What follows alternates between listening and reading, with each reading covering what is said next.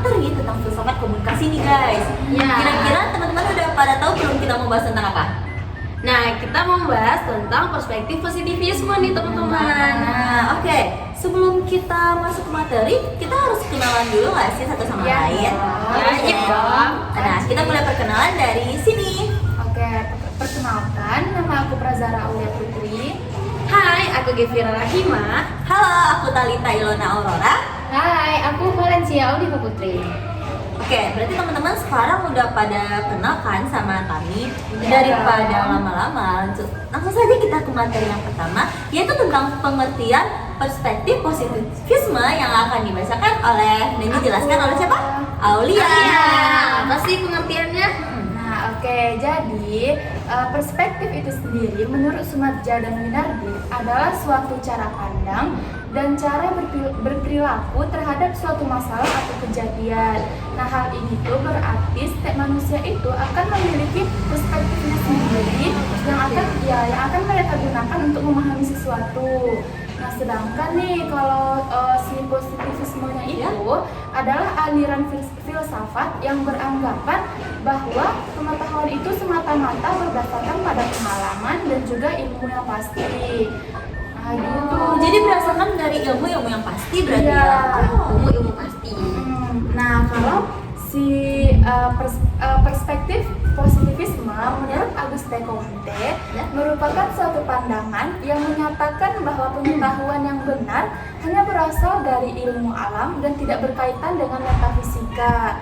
Pandangannya ini berasal dari sesuatu yang pasti, faktual, nyata, dan berdasarkan data-data yang empiris. Berarti emang harus kita bisa buktiin ya? Iya, gitu. Maka dapat dikaitkan bahwa aliran positivisme ini tuh sangat menolak suatu gagasan yang tidak bisa dibuktikan secara ilmiah gitu. Jadi benar-benar dari data gitu, harus nyata faktual gitu, nggak bisa dibuktiin yang nggak ada datanya deh gitu. Berarti harus nyata berarti ya, emang harus fakta. Oke, berarti kita nggak boleh ada campur-campur tangan yang lain, nggak boleh berarti.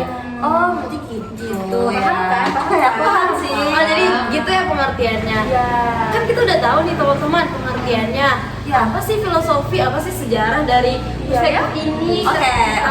Jadi bagian sejarah aku yang jelasin ya guys. Nah, jadi sejarah perspektif komunikasi ini, perspektif positivisme ini pertama kali itu muncul di bidang ilmu pengetahuan, yang dimana ilmu pengetahuan sosial ya, yang dimana ini sangat berkaitan dan sangat erat kaitannya dengan filsuf sosiologi yang berasal dari Prancis. Yang siapa tuh?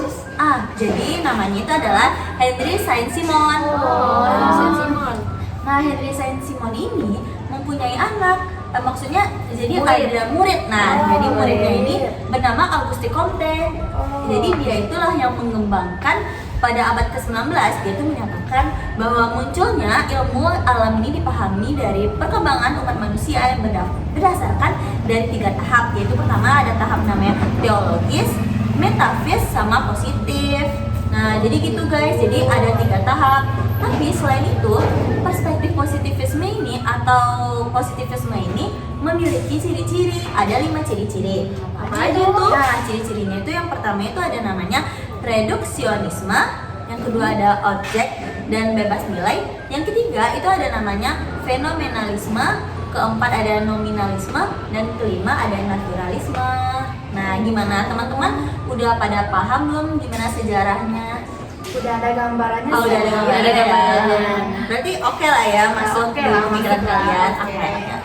Oke, nah teman-teman kan tadi itu menurut Auguste Comte. Jadi Ya. ada perkembangan positivisme ini yang dimana ada 3. Pertama ada positivisme sosial, yang kedua ada revolusioner, dan yang ketiga ada logis. Yang dimana perbedaan antara ketiganya ini, sosial itu dia percaya bahwa kemajuan itu dapat berlangsung berdasarkan pengetahuan. Begitu. Dan sedangkan yang revolusioner ini dia tuh meyakini adanya interaksi manusia sebagai penentuan kemajuan. Nah, bedanya dengan logis ini dia tuh fokus pada logika dan bahasa ilmiah gitu teman-teman. Makanya logis berarti logika. Iya. Terus logika. Oh, oke. Nah, begitu. Jadi karena kita udah tahu nih teman-teman, enaknya kita bahas suatu kasus. Oh, boleh, boleh, kan? Kasus. Nah, kita mau ngangkat apa judulnya teman-teman? 1, 2, 3. Pengaruh service quality, service cap, dan lokasi terhadap kepuasan pelanggan Indomaret Drive-thru. Studi kasus pada toko Indomaret Drive-thru Jakarta Barat. Oke, ngomong-ngomong Mbak, ini kita mau bahas kasus ya? Iya. Kasusnya ini mau dijelasin sama siapa nih? Jadi kasus itu akan aku yang Oh, jelasin. jadi Valen ya yang Iya. jelasin. Oke. Jadi dalam kasusnya ada asumsi perspektif positivisme. Yang pertama itu ada ontologi. Dalam ontologi ini membahas tentang apa yang sebenarnya ada dan nyata dalam penelitian ini. Dalam hal ini juga penelitian ini tuh fokus kepada kepuasan pelanggan. Nah, kepuasan ini juga dilihat dari banyak faktor seperti kualitas layanan, lingkungan fisik, dan lokasi. Kemudian yang kedua ada epistemologi. Ya.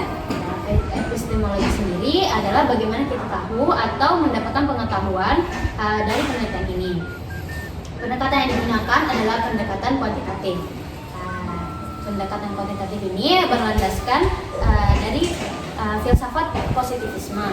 Ini berarti penelitian ini percaya bahwa pengetahuan bisa diperoleh dari data yang dikumpulkan dari pengamatan yang bisa diukur. Berarti dari data-data gitu Iya, pengamatan yang bisa Kuantitatif yang Oh, tadi kuantitatif mereka Sesuai pengertian tadi kan. Iya, emang bener Oh banget. iya benar-benar.